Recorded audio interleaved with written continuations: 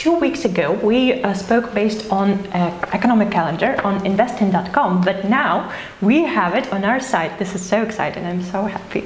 Indeed.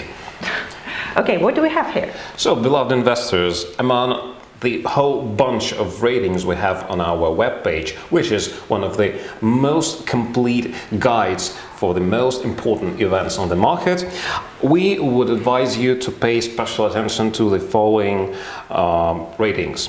First of all is statistics of GDP growth in Canada, then the fulfillment of United Kingdom's budget, and the GDP of Europe. Last not least is the data on the stock of oil in the United States of America, the data which you know always influences the USD Russian ruble exchange rate. Well, I personally am more excited about the stocks. Right you are. On the 30th of September, there was the end of the fiscal year for everyone, and now they have finally released their data. And Visa, look, there's the Visa graph chart, and their net income has increased to like $10.3 billion, and it's it's like 4.45 USD per share. I wish I had some. Me too. Well, however, they will probably pay part of this profit to their lawsuits on card swipe fees. This lawsuit started like in 2005, so it was like for 13 years, and now it's finally over, which had a positive effect on their stocks too. Thank you, Catherine. Same positive news here. My next week investment favorite is Microsoft Giant. Last Friday saw the European Commission's final approval of the software development toolmaker GitHub acquisition. The Commission concluded that Microsoft would have no incentive to undermine the open nature of GitHub's platform, and that the merge would hardly influence the competition in the development tools sector. Microsoft estimates the bargain as much as $7.5 billion United States dollars. And believe me, these guys have the cash. In a week after GitHub purchase approval, Microsoft announced the following results for the first quarter of 2018-2019 financial year.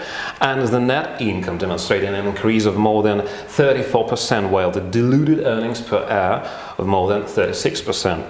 Satya Nadella, chief executive of Microsoft, praises their strategy, which is focused especially on cloud offerings.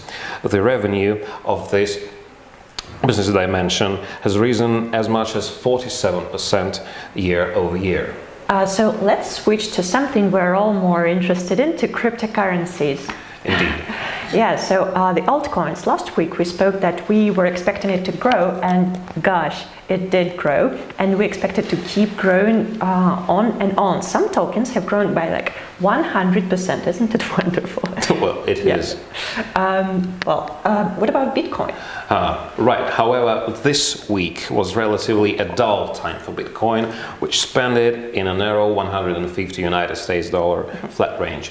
Technically, the price is still above the upper side of the global triangle we discussed in our first episode, and some traders had already expressed concerns that this might be a signal for the market turn, claiming the long-expected uptrend has already begun. However, we do believe that truly global turn will happen only when sufficient volumes will be back to the market, which is not observable yet. Well, actually, we expect them to be, because the fundamental news are really good.